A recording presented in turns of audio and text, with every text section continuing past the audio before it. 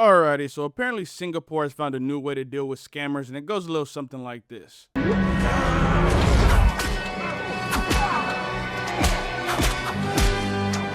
If you think I'm joking, let's watch this video and see what they're talking about here.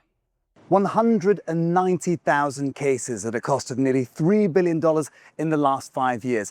That's how serious scamming has become in Singapore, and is why the city-state is turning to judicial caning to try and deter people from this sort of crime. The fact that they're calling it caning is very interesting. Just call it what it is. It's whipping. You're putting belt to ass, and I think it's perfectly fine to deal with some of these scammers like this. I can't stand a goddamn scammer, and I'm saying that as somebody who's been scammed before. Yep, I have. They've got me. I ain't gonna lie. They got me. Ain't never gonna get me again, but they got me that one time. And I think that scamming is one of the worst things that you can ever do, especially when you target old people in their retirement. I think you just have no heart, no morals if you're doing that. Scamming now accounts for 60% of all reported crimes here. It includes love scams and fake job scams, among others. The fact that 60% of the crime there is scamming is actually a testament to how safe their country probably is. I live in the United States of America, and the crime here is not primarily scamming. I can tell you that straight up. We have a lot of worse things going on here. But the fact that there are love scams and job scams, that shows you that this is a recession indicator. How are they scamming you by offering you a job?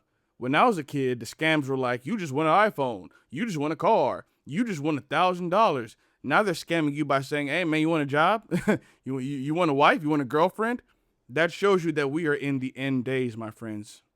Under the new legislation, people convicted of such activity will receive a minimum of 6 strokes and a maximum of 24, depending on the severity of the case. To find out more, I'm meeting Joseph Estan. He's a criminal lawyer and represents clients in scam cases, several of whom have been sentenced to corporal punishment. So I think the whole idea about caning is really not a form of torture, but it's really a lesson, a physical lesson to instill into the offender that if you do something bad, right, this is the physical punishment that you have to go through. God damn, that's a defense attorney.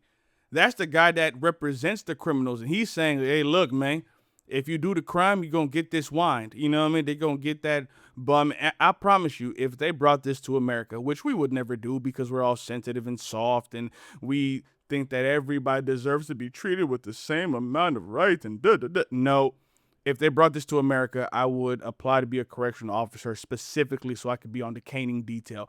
I would reach back to the heavens and bring down the lash on some of these people who want to scam people. I think that they should put this form of punishment for more than just fraud. I think they should have it when it comes to like crimes against women and children, and any kind of violent crime I feel like should come with a certain amount of lashings. That's just my opinion. Singapore's use of caning gained international attention in the 90s when an American teenager was sentenced to 4 strokes for vandalism. Michael Fay described the experience as excruciatingly painful and said it left permanent scars. God damn. All right, I'm not gonna lie to y'all. I didn't think it was gonna be that hard. I didn't think it was gonna be. He reached back from the, oh my goodness. Let's rewind that a little bit. And said it left permanent scars. The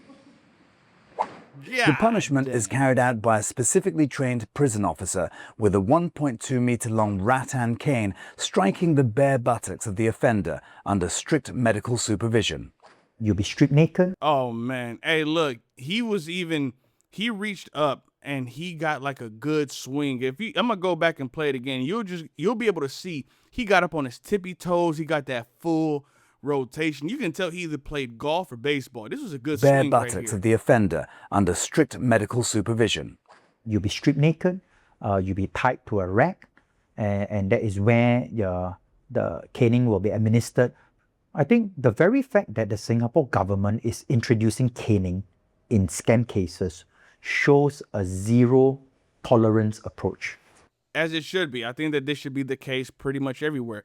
Zero tolerance for doing things of this nature. You should not be allowed to just be in these hotel-like prisons. Now, prison situations are pretty terrible in some parts of America. I'm not going to sit here and pretend like they're all amazing. Some people are actually living in the boondocks, and I feel like some of them might deserve it, but some really don't, because there may be some innocent people in there. Because remember, to go to prison, you don't actually have to do the crime. They just have to prove beyond a reasonable doubt that you did it. It doesn't actually mean that you are the offender. Cyber scam hubs in countries like Cambodia and Myanmar have cheated people out of billions of dollars worldwide. Recently, Singapore police seized more than $100 million in assets tied to Chen Ji, a British Cambodian national accused of operating forced labor camps. God damn, that's his setup?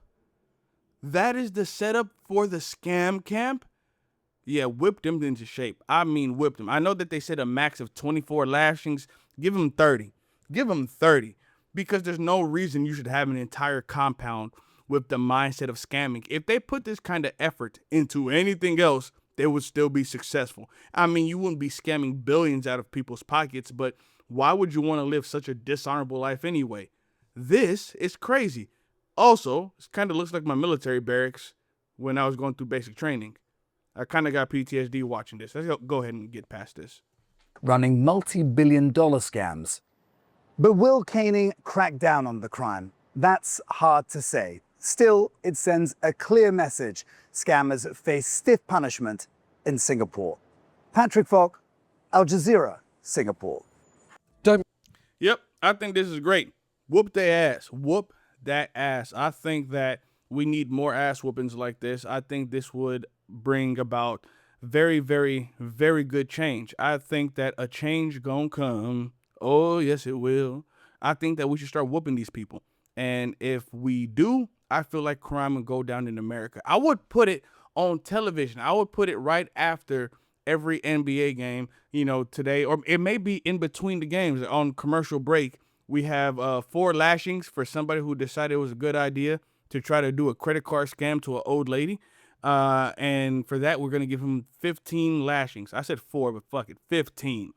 All right. Back to your regularly scheduled programs, and then get back to the basketball game. I would make these a public thing. But you guys let me know what you think in the comments, if you think that this will actually stop anything, or if you think that this is a negative.